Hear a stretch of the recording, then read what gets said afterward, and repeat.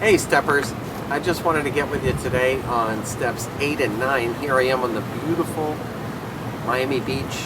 Just spent the day in the spa. I'm all relaxed, feeling great out by the Atlantic pool in the Carillon Hotel on Miami Beach. It's just a spectacular spa here. Anyway, let's talk about making a list of all persons we had harmed and becoming willing to make amends to them all.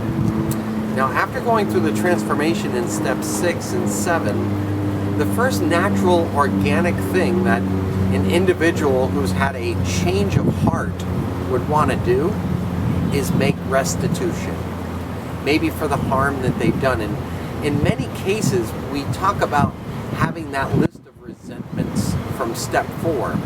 And the reason we have to make amends for the resentments is because we are hurting ourselves by resenting the individual. So therefore we go to them and we put them down on paper and we pray about each individual name. Think about the language of the prayer associated with the 7th step. God, I offer all of myself to thee, the good and the bad. Take from me now. They could have wrote take from me later, or take from me next week, or take from me after I get my blue chip, or whatever.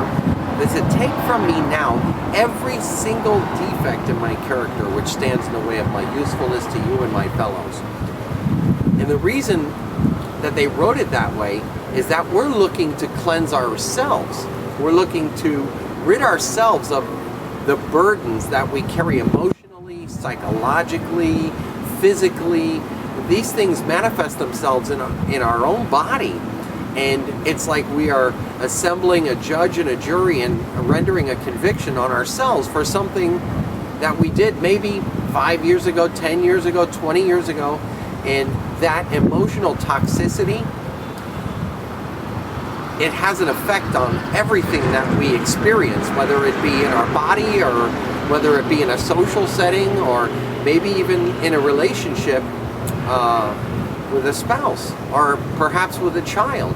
So if we're looking to elevate our own consciousness, then we need to be prepared to write down all of these names, In institutions, I typically will tell people, hey man, how's your credit bureau look? Or how is your driving record? Because we're ridding ourselves of those institutional abuses that we've brought on ourselves. And I know it's all about forgiveness. That's what it's about. It's about ridding ourselves of those burdens. And they hurt us spiritually as well. They have a very, very toxic effect on our spirit. So we make our list. We pray about each individual name. Now, making restitution is a pretty intense thing. I think that some people think that the 9th step says that we apologized. Oh, I made amends for that. I went and said I was sorry. That's not what the step says. The step says we made direct amends to such people wherever possible, except when to do so would injure them or others. And that doesn't say anything about making apologies. Oh, I'm sorry, because I did this. It's not what they wrote. They could have wrote, we made a list of all persons we had harmed and became willing to apologize to them all. And then we made direct apologies to those people. That's not what it says. It says that we made amends.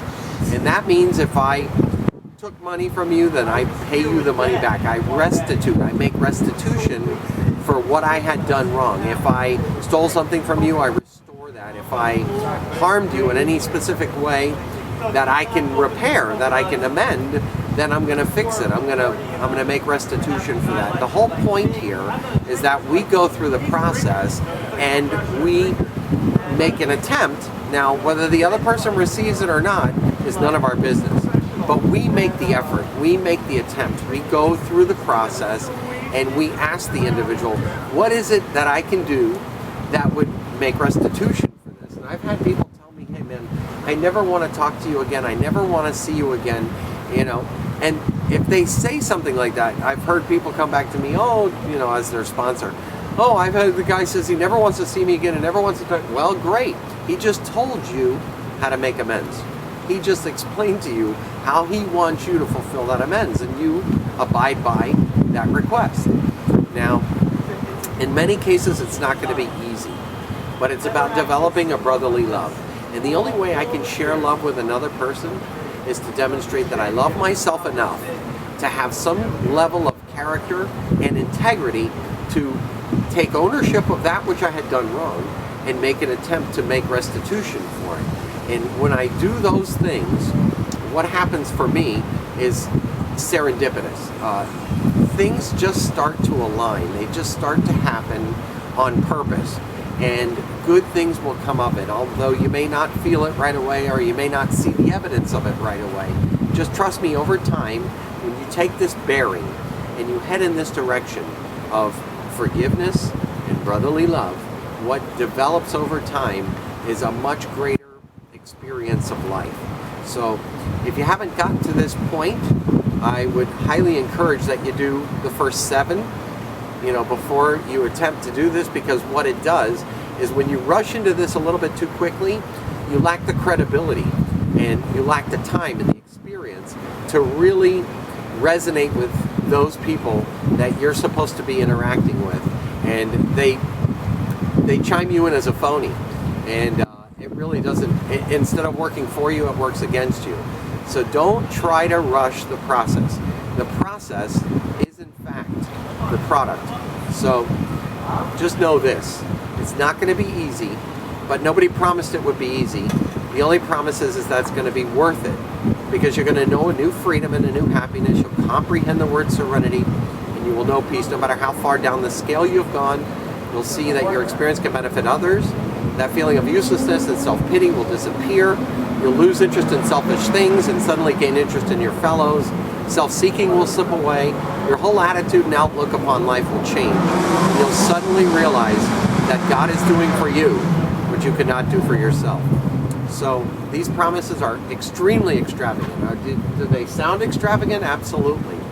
But my favorite line is they will always come to pass. They will always materialize.